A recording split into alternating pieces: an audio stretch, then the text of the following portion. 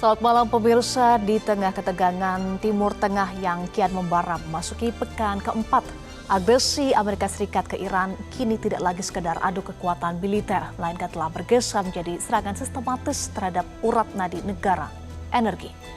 Presiden Amerika Serikat Donald Trump mengancam akan menghancurkan infrastruktur listrik Iran. Sementara Tehran meresponsnya dengan menyatakan akan membalas menargetkan infrastruktur energi AS di kawasan Teluk. Dari gas, kilang minyak hingga jalur vital dunia seperti Selat Hormuz, semuanya kini menjadi medan tempur. Dampaknya langsung terasa. Harga minyak melonjak, pasokan energi terganggu, dan tekanan mulai dirasakan secara global. Ini bukan lagi sekedar konflik kawasan, melainkan perebutan kendali energi dunia. Lalu apakah ini strategi untuk melemahkan lawan tanpa invasi atau justru awal dari krisis global yang lebih besar? Saya Eva Wondo, inilah top issue AS Iran saling incar infrastruktur energi dunia di ambang krisis.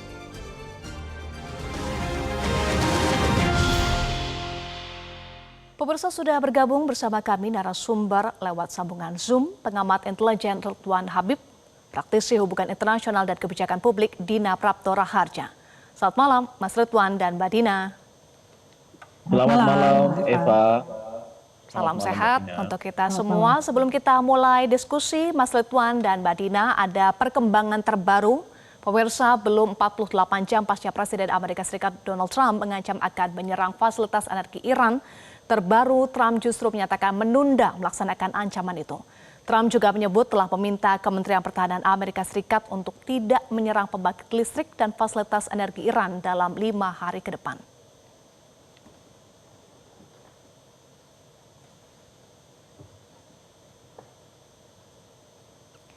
Itulah perkembangan terbaru, Mas Ridwan. Presiden Amerika Serikat Donald Trump memutuskan menunda serangan ke infrastruktur listrik Iran dalam 5 hari ke depan. Iran balas mengancam infrastruktur energi AS di kawasan. Menurut Anda, apa alasan Trump mundur dari ancamannya itu? Ya, sebenarnya Eva, ini kan satu hal yang selalu klasik dilakukan oleh Trump ya. Karena baru saja kita membaca di media bahwa sekitar setengah jam sebelum kita live, Israel melakukan serangan besar-besaran di Tehran dan dia menyasar infrastruktur vital di Tehran. Artinya ini mereka playing good cop bad cop lah ya kalau secara sederhananya. Jadi seolah-olah Trump-nya menahan diri untuk tidak melakukan serangan selama 5 hari ke depan, tetapi ternyata Israel melakukan serangan juga sekitar setengah jam yang lalu. Jadi saya kira memang benar kata Menteri Luar Negeri Iran bahwa tidak bisa lagi mereka percayai pernyataan-pernyataan dari Trump maupun pernyataan dari Israel. Karena beberapa kali pernyataan mereka itu selalu berubah dalam aksi ya. Kata-kata atau tweet atau posting di media sosial ternyata pada prakteknya berlawanan dengan kenyataannya. Ini baru setengah jam yang lalu, jadi kira-kira Trump melakukan posting di Truth Social, 1 jam setelah dia posting, Israel melakukan serangan. Mungkin ini bagian dari tadi good cop bad cop-nya, atau memang Israel tidak ingin situasinya membaik. Karena kalau situasinya membaik, maka tentu saja Iran makin dominan di kawasan dan itu mengancam keselamatan Israel dan mereka ketakutan tentang itu, Eva. Oke, good cop, bad cop, apakah ini strategi yang sudah dilancarkan Amerika Serikat dan juga Zionis Israel, Mbak Dina? Pada momen yang sama, sesudah Presiden Donald Trump mengeluarkan pernyataan untuk menunda serangan 5 hari, Menteri Luar Negeri Iran juga langsung mengcounter ya pernyataan bahwa penundaan itu karena ada proses negosiasi sedang berjalan dan konstruktif gitu antara Iran dengan Amerika Serikat. Karena pihak Iran bilang nggak ada tuh komunikasi dan diskusi di antara mereka. Artinya sekali lagi bukan cuman good cop bad cop mungkin ya, tapi mereka juga memainkan fasad manipulasi lah ya, suatu proses manipulasi juga untuk mengesankan bahwa Amerika Serikat itu sudah lebih di atas, lebih punya posisi daya tawar yang kuat sehingga dia bisa stop kapan saja. Padahal sebenarnya situasinya belum seperti itu. Pada momen yang sama kita juga harus ingat saat ini masih berjalan dari Okinawa menuju Laut Arabia, itu satu USS Tripoli, satu kapal tempur yang tugasnya itu adalah untuk melakukan assault, melakukan serangan mendadak yang cepat dan jitu, dan di dalam situ kabarnya sudah terpetakan dari satelit ada tak kurang dari 2.200 tentara ya yang siap diberangkatkan dan sudah berjalan menuju ke Laut Arabia. Sekarang posisinya itu masih ada di sekitar Asia. Jadi kita bisa membayangkan 5 hari itu mungkin menunggu juga kedatangan dari kapal tersebut sampai di Arabia.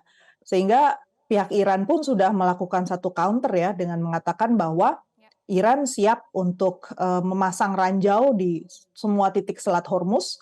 Kalau Amerika Serikat sampai menyerang pesisir mereka dan infrastruktur penting vital mereka lainnya, maka akan dihidupkan itu seluruh ranjau di wilayah sana. Jadi artinya menurut saya eskalasinya ini masih mungkin terjadi ya, dan kita harus mengantisipasi hal yang buruk terjadi dalam beberapa waktu ke depan. Soal fasad manipulasi, saya kembali ke Mas Ridwan. Trump mengklaim keputusannya menunda serangan ke pembangkit listrik dan fasilitas energi Iran merupakan hasil negosiasi AS dengan Iran. Tapi tadi disampaikan juga oleh Mbak Dina, sudah dibantah oleh Kementerian Luar Negeri Iran. Kenapa Trump mengklaim negosiasi dengan Iran sedang berjalan saat ini? Ya, banyak sekali faktornya ya. Salah satunya memang tekanan dalam negeri yang luar biasa. Karena saat ini memang Trump ini terjebak pada 3 pilihan sulit yang tiga-tiganya nggak mungkin dia ambil sebenarnya. Yang pertama misalnya dia mau mengambil strategi penghancuran total. Penghancuran total itu tidak mungkin karena luas wilayah Iran itu sangat luas sekali. Dia 1/4 Amerika, 1/6 Eropa, 80 kali negara Israel, dan masyarakatnya 90 juta jiwa. Nggak mungkin lah itu dilakukan oleh sebuah presiden negara berdaulat. Kecuali memang benar-benar gila ya. Itu yang pertama, penghancuran total sebuah negara. Yang kedua adalah withdrawal atau penarikan mundur semua kapal tempur, jet tempur, pasukan yang tadi disampaikan Mbak Dina sedang berjalan menuju Timur Tengah. Itu juga nggak mungkin, karena kalau dia lakukan withdrawal, maka secara politik dalam negeri pasti jatuh ya. Kubu Demokrat akan menggunakan itu sebagai alasan untuk menggalang impeachment, dan sebentar lagi kira-kira 2 bulan lagi akan ada pemilu sela untuk memilih lower Congress, dan itu bisa mempengaruhi masa depan kepemimpinan Trump di Amerika. Yang ketiga ya yang sedang dia lakukan sekarang, seolah-olah sedang ada negosiasi. Tetapi sudah dibantah, tadi sampaikan Mbak Dina, Menteri Luar Negeri Iran sudah menyatakan bahwa tidak ada pembicaraan apapun dengan Trump, dan ini merupakan bluffing atau klaim satu pihak yang dilakukan oleh Trump. Saya kira memang ini semakin menunjukkan kepada dunia betapa Amerika kebingungan untuk mencari exit strategi. Ketika mereka memperkirakan dalam waktu 3 kali 24 jam setelah Ayatullah Ali Khamenei wafat, mereka bisa mengubah Iran menjadi sebuah negara pro-Amerika. Ternyata kalkulasinya salah total. Iran bisa bertahan hampir 23 hari sampai hari ini. Dan tidak hanya bertahan, justru Iran memainkan peran yang penting karena dia memimpin negosiasi. Iran sudah menjelaskan, Eva, bahwa mereka bisa menerima syarat-syarat perdamaian, tetapi Iran memastikan harus ada ganti rugi total dari seluruh kerugian perang yang diakibatkan oleh serangan Amerika dan Israel. Nah, kalau itu dilakukan ya sama saja Trump akan bunuh diri secara politik karena pasti akan dikecam oleh Kongres dan masyarakatnya di Amerika. Oke, entah itu klaim sepihak, entah itu namanya strategi atau manipulasi, apakah Anda setuju ini adalah exit strategi dari Trump karena sudah kewalahan akibat agresi yang dimulainya dengan Zionis Israel, Mbak Dina? Menurut saya exit strateginya belum nampak sebenarnya ya. Justru negara-negara lain, kalau saya baca dari negara-negara lain, belum sampai titik di mana muncul hal-hal yang prinsipil yang mendepankan bahwa prinsip diplomasi sekarang harus maju. Saya ambil contoh misalnya India, atau barusan tadi kan China dikutip ya. China juga dalam posisi masih mencoba menekan Amerika Serikat, you yang selesaikan gitu kan. Padahal dari sisi yang lain sebenarnya China juga punya tanggung jawab. Kalau dia mau ambil tanggung jawab global, sebenarnya dia bisa tuh mengambil mengumpulkanlah negara-negara lain, entah lewat Dewan Keamanan atau lewat jalur yang lain, lewat mekanisme BRICS mungkin atau Shanghai Cooperation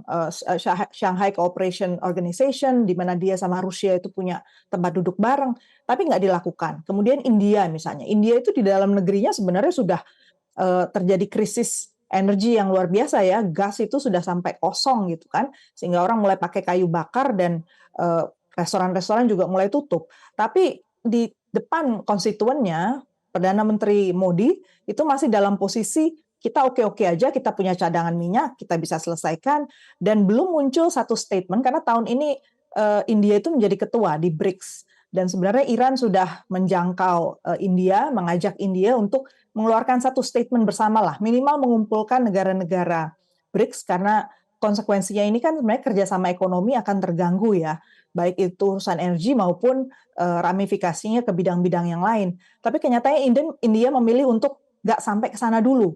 Jadi saya belum melihat ya titik di mana negara-negara besar yang sebenarnya punya leverage, punya daya tawar lebih, bisa masuk ke jantung masalah itu muncul.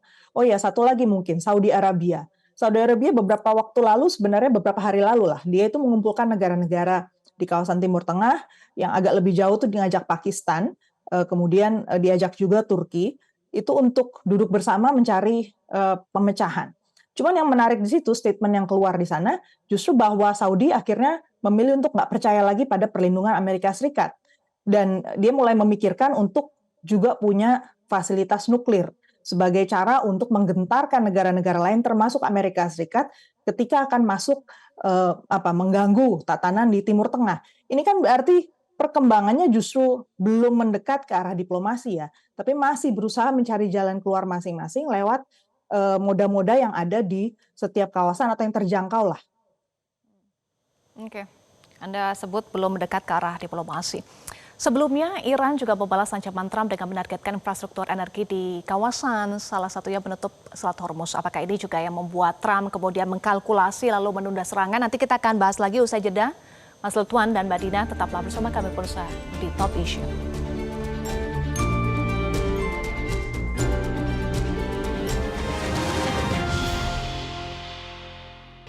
Pemirsa, terima kasih Anda masih bersama kami di Top Issue. Saya lanjutkan pembahasan bersama dengan Mas Ridwan dan Mbak Dina. Tadi sebelum jeda saya sampaikan jika ancaman Amerika terhadap pembangkit listrik Iran dilaksanakan, maka Iran menyatakan akan menempuh sejumlah langkah balasan. Saya bacakan ada 4 langkah yang disiapkan oleh Iran. Pertama, Selat Hormuz akan ditutup sepenuhnya dan tidak akan dibuka kembali sampai pembangkit listrik yang hancur dibangun kembali. Kedua, seluruh pembangkit listrik, infrastruktur energi dan teknologi informasi rezim Zionis akan menjadi target secara luas. Ketiga, semua perusahaan serupa di kawasan yang memiliki pemegang saham Amerika akan dihancurkan sepenuhnya. Dan keempat, pembangkit listrik di negara-negara kawasan yang menampung pangkalan Amerika akan menjadi target yang sah. Saya ingin Mas Ridwan menanggapi seberapa serius ancaman Iran ini. Ya, sangat serius ya, Eva, karena memang Iran ini kan sudah mempersiapkan perang ini kan sejak lama. Mereka ini sebuah negara yang 40 tahun dalam embargo, tetapi dalam embargo itu mereka mempersiapkan segalanya, termasuk juga preparasi ketika terjadi serangan besar seperti hari ini. Misalnya mereka sudah melakukan pelapisan di sisi personel. Walaupun dari pimpinan-pimpinan mereka, jenderal-jenderalnya itu dibunuh satu persatu oleh Israel dan Amerika, tetapi levelingnya sudah berjalan. Kolonel-kolonel yang mengganti sudah ada. Dan mereka menggunakan berbagai macam strategi, salah satunya mengadopsi strategi mosaic defense atau membagi pertahanannya menjadi 31 divisi sesuai dengan jumlah provinsi di Iran. 31 divisi ini diperbolehkan untuk melakukan serangan mandiri dan tidak perlu menunggu komando sentral dari Tehran. Jadi memang tadi pertanyaan Mbak Eva tadi apakah ini serius? Saya kira sangat serius. Dan juru bicara mereka, juru bicara Khotamul Anbiya ini yang sedang ditayangkan Metro TV ini juga sudah beberapa kali menyatakan itu, dan kalau Iran menyatakan tidak kemudian tidak dilakukan, tapi benar-benar dilakukan. Misalnya serangan ke Dimona di Israel Selatan itu membuktikan bahwa ternyata Iron Dome dan David Sling dari Israel juga nggak kuat-kuat amat masih bisa ditembus oleh rudal balistik mereka. Jadi saya kira sangat serius ya ancaman itu. Oke. Ancaman balasan Iran sangat serius. Apakah ini kemudian yang membuat Trump mengkalkulasi ulang kemudian menunda serangan, Mas Retwan? Ya barangkali kalau saya lebih setuju dengan pernyataan Mbak Dina di awal tadi ya. Ini memang bagian dari teknik perang mereka ya. Tidak hanya sekedar good cop bad cop, tapi memang teknik perangnya itu mengkamuflase serangan ya. Atau dalam teori intelijen namanya multiple false scenario. Berbagai macam hal dilempar ke publik, termasuk misalnya beberapa hari yang lalu ada isu Netanyahu meninggal, kemudian ada beberapa video yang diduga AI, itu bagian dari multiple false scenario. Saya kira Trump, Amerika dan Israel memainkan itu, tetapi kita melihat Iran sudah paham polanya, ya. Iran sudah paham polanya sehingga mereka, saya kira tidak akan terjebak. Kesiapsiagaan mereka akan tetap tinggi dan saya tidak meyakini mereka akan lengah walaupun Trump bilang tidak akan diserang dalam 5 hari ke depan. Apa iya Iran tidak akan terjebak, tidak akan lengah, Mbak Dina? Saya melihatnya begini juga ya, kalau diperhatikan respon dari eh, Israel, karena kita ini kan berhadapan bukan cuma dengan Amerika gitu. Amerika Serikat posisinya secara geografis memang jauh, sehingga butuh waktu lah ya untuk mereka melakukan deployment, pengiriman logistik, orang, senjata dan seterusnya. Tetapi dan kita tahu lah secara keuangan mereka juga masih dalam proses untuk minta dana ke Kongres. Tapi ada Israel. Israel itu kan posisinya dekat sekali dengan Iran. Jadi kalau kita bicara soal ancaman, itu kita harus lihat sumber nanti pelontaran senjatanya itu bukan dari tempat yang jauh, tapi dari tempat yang dekat-dekat. Itu sebabnya menurut saya bahkan sekutu dari Amerika Serikat seperti Saudi itu dalam posisi desperate justru. Menurut saya yang harusnya nanti bisa bangkit dan melakukan solusi exit yang tepat untuk melakukan pressure harusnya negara-negara tetangga itu karena mereka juga mengalami kerusakan yang cukup parah ya, dan fasilitas-fasilitas Amerika Serikat yang ada di negara-negara tersebut kan sudah diserang juga. Jadi kalau melihat ke depannya ini ada beberapa layer beberapa layer strategi lah ya. Strategi persenjataannya tadi yang seperti udah kita bahas. Kemudian dari segi minyak, harga minyak dan juga gas, itu yang saya perhatikan salah satu hal yang dicoba dimainkan itu dengan menunda bilang 5 hari karena Trump itu tahu kalau dia bikin statement yang kesannya melunak, harga minyak bisa berubah gitu kan, pasar bisa bereaksi cepat.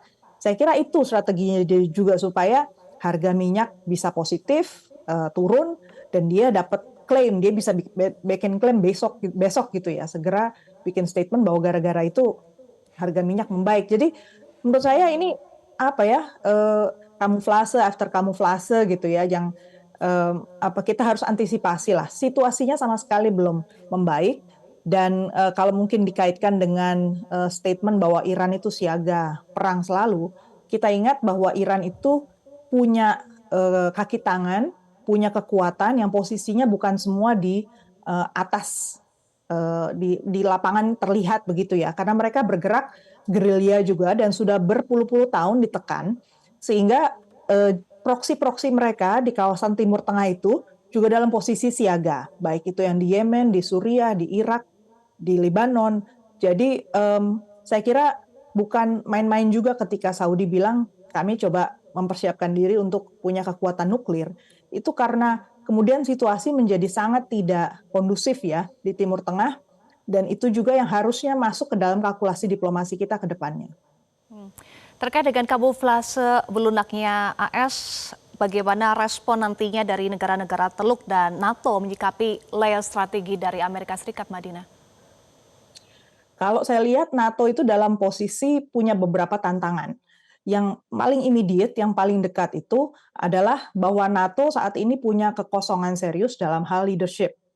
Ketika saya berkunjung ke Brussel beberapa bulan lalu di tahun 2025 di bulan September, kemudian lagi saya datang ke sana ke Berlin dan berkomunikasi dengan pihak-pihak di sana, kemudian juga melihat NATO headquarter di sana ya, markas besar mereka.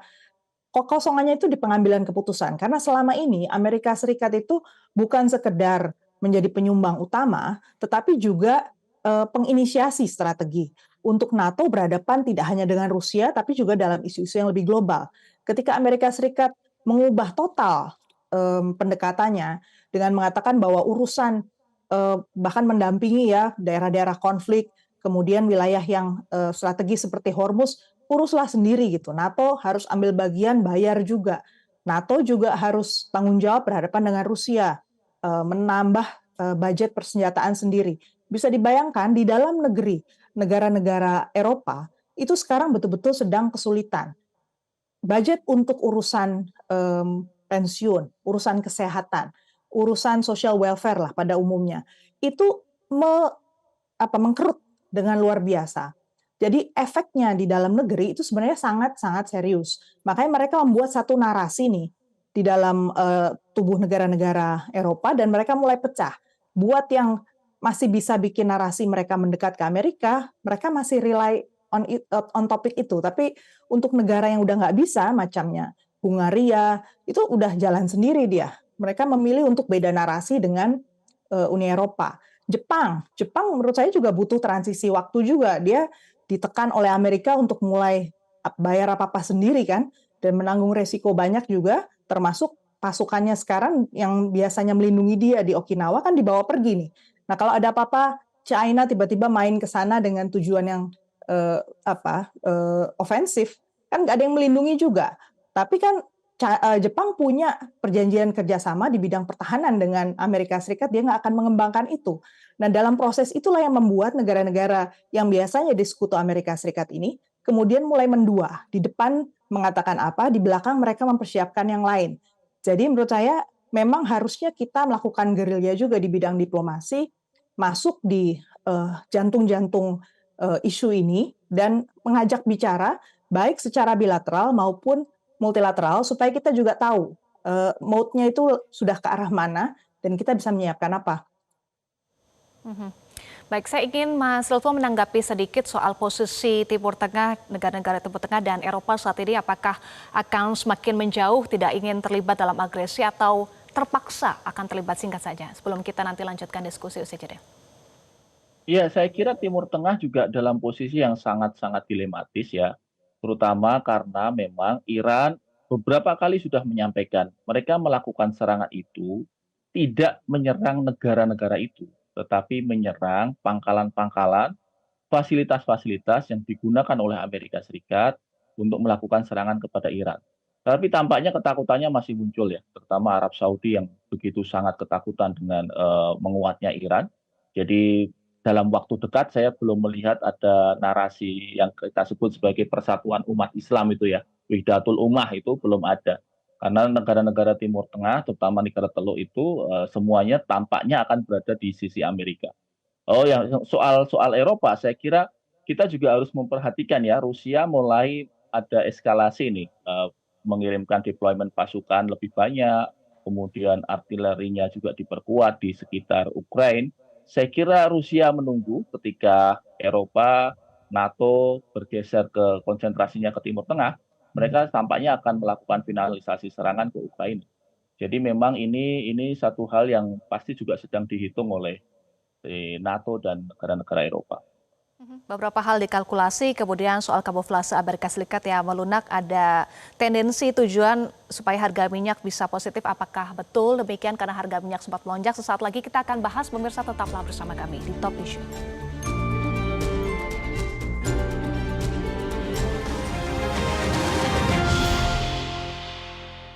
Kita lanjutkan dalam Top Issue, pemirsa. Mbak Dina, harga minyak sempat melonjak, bagaimana potensi dampak terkini pasca Trump menunda serangan? Foreign policy starts at home ya, kebijakan luar negeri itu mulainya selalu di dalam negeri.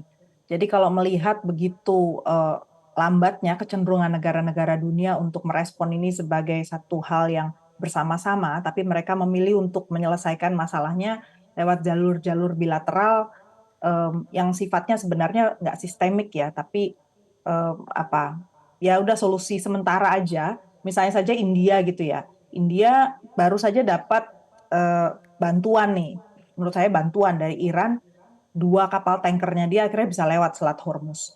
Dan meskipun, Iran mengatakan dia akan menutup, Selat Hormuz, kecuali di situ ada attack ya, ada serangan dari Amerika Serikat terhadap, pantainya Iran, sebenarnya Iran juga menjamin bahwa negara-negara lain asalkan bukan sekutunya Amerika Serikat dan tidak terang-terangan mendukung Amerika Serikat itu bisa lewat. Jadi urusan minyak ini sebenarnya masih ada solusinya gitu ya, meskipun sifatnya tidak sistemik. Yang kita tunggu ini kan kalau ada kepastian. Nah, kepastian itulah yang sebenarnya bisa membantu harga lebih stabil. Kalau situasinya masih terus eskalasi, sampai, orang bilang seminggu lagi ke depan aja, itu harga minyak dunia bisa melejit, bisa lebih dari $150 per, barrel, dan itu udah jauh di atas, asumsi APBN kita. Tentu efeknya adalah anggaran belanja kita yang lain pasti akan tergerus. Kemudian juga inflasi, harga barang, yang tergantung pada, bahan bakar, baik itu bahan pangan maupun hal-hal lain yang terkait soal, transportasi, ada komponen transportasi di sana, itu juga pasti akan meningkat. Demikian pula produk-produk yang, mengandalkan logistik dari wilayah yang jauh seperti dari Eropa, kemudian dari Afrika, dari Rusia, dari wilayah, Eurasia lah, itu juga akan terdampak. Artinya kebutuhan industri ke depan untuk sejumlah bahan, penting raw materials, bahan-bahan baku, itu akan terganggu. Artinya industri, di negara kita itu semakin tertekan, kemudian konsumsi jelas harus, ditekan, akhirnya akan melambat. Dengan situasi yang seperti itu, kalau tidak ada perubahan di sisi fiskal kita, kita memberikan insentif pada dunia usaha, dan dari segi perbankan juga tidak ada, insentif khusus pada dunia usaha, juga pada UMKM, maka risikonya perlambatan ekonomi yang semakin buruk. Di situ muncul nanti yang terburuk adalah, stagflasi ya, pertumbuhan ekonominya stagnan, kemudian harga barang terlanjur tinggi. Nah, di situ, makin repot sebenarnya pemerintah untuk melakukan, koreksi. Mhm. Oke, tentu akan mempengaruhi bagaimana juga energi global dan implikasinya untuk Indonesia. Singkat Mbak Dina, apa yang bisa diantisipasi oleh Indonesia sebelum nanti kita bahas soal kontradiktif juga yang dilakukan oleh Amerika Serikat? Yang perlu dilakukan Indonesia dari sisi diplomasi, seperti saya bilang kita harus, total football ya. Kita harus, mulai menjalankan diplomasi yang multi track sifatnya, tidak hanya dijalankan oleh kepala negara, tetapi dijalankan oleh semua pihak dan itu mendapatkan izin dan didengar dan masuk ke dalam pembentukan kebijakan luar negeri. Semua jaringan, kedutaan besar maupun perwakilan kita di luar negeri, demikian pula masyarakat sipil itu didengar juga masukannya sehingga, politik luar negeri kita ini lengkap komponen Baik. informasinya. Itu dari Mhm. segi diplomasi. Dari sisi, dalam negeri, ekonomi, menurut saya harus ada koreksi ya pendekatan supaya, asumsi kita untuk harga BBM itu diperbaiki. Demikian pula nanti alokasi untuk, kebijakan yang lain pun lakukan penyesuaian supaya masyarakat yang membutuhkan, injeksi supaya tetap bisa tumbuh, itu bisa tetap Mhm. tumbuh. Baik. Hal yang tadi saya sebut sebagai kontradiksi adalah di satu sisi Donald Trump menunda serangan, namun di sisi lain Pentagon tetap mengajukan tambahan anggaran besar dan opsi pengiriman pasukan. Apakah ini menunjukkan bahwa Amerika masih menyiapkan opsi agresi besar termasuk invasi darat? Nanti dijawab oleh Mas Ridwan usai jeda. Pemirsa tetaplah bersama kami.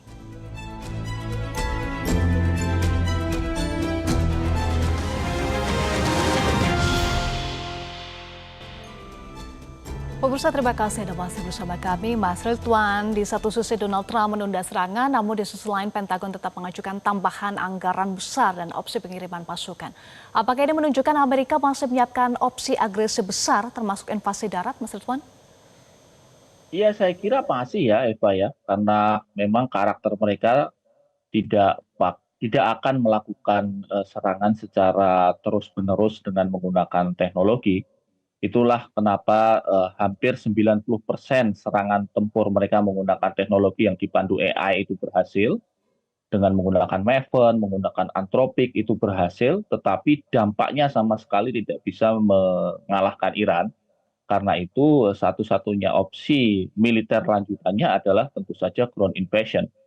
Tapi ya ini yang ditunggu oleh Iran, sebagaimana yang disampaikan oleh Menteri Luar Negeri Araghchi bahwa mereka menunggu serangan darat dari Israel maupun Amerika masuk ke Iran. Ini strategi yang memang ditunggu-tunggu karena Iran sangat diuntungkan dengan vegetasi mereka, dengan pegunungan-pegunungan tinggi mereka, dan strategi militer mereka yang sudah berlatih gerilya berpuluh-puluh tahun. Termasuk juga dari sisi resources ya, tentara aktif Iran itu sekitar 500.000, belum lagi didukung oleh yang disebut dengan milisi Basid itu sekitar 2 juta, dan kalau mereka diaktifkan semua di semua provinsi, 2.500 marinir ya tidak akan ada artinya dibandingkan kekuatan ratusan ribu militer Iran. Ini saya kira memang doktrin Iran, Eva, yang disebut dengan doktrin Ali Larijani, yakni membuat pasukan lawan itu kelelahan atau exhausted. Begitu mereka itu kelelahan, maka dengan sendirinya mereka akan withdrawal, menarik diri dan mundur. Ini satu langkah yang saya kira sedang dipersiapkan ya oleh Iran. Dan kalau memang benar-benar Pentagon atau Trump benar-benar memaksakan itu, kita akan melihat pukulan mundur lagi sebagaimana perang di Vietnam, bagaimana perang di Afghanistan dan di Irak yang dilakukan di tahun 2003 gitu Eva. Baik, terakhir singkat saja, Mbak Dina, bagaimana Iran akan menyikapi sejumlah layer strategi dari Amerika Serikat dan Israel? Pahit memang buat kita yang berada jauh dan harus menanggung juga dampaknya.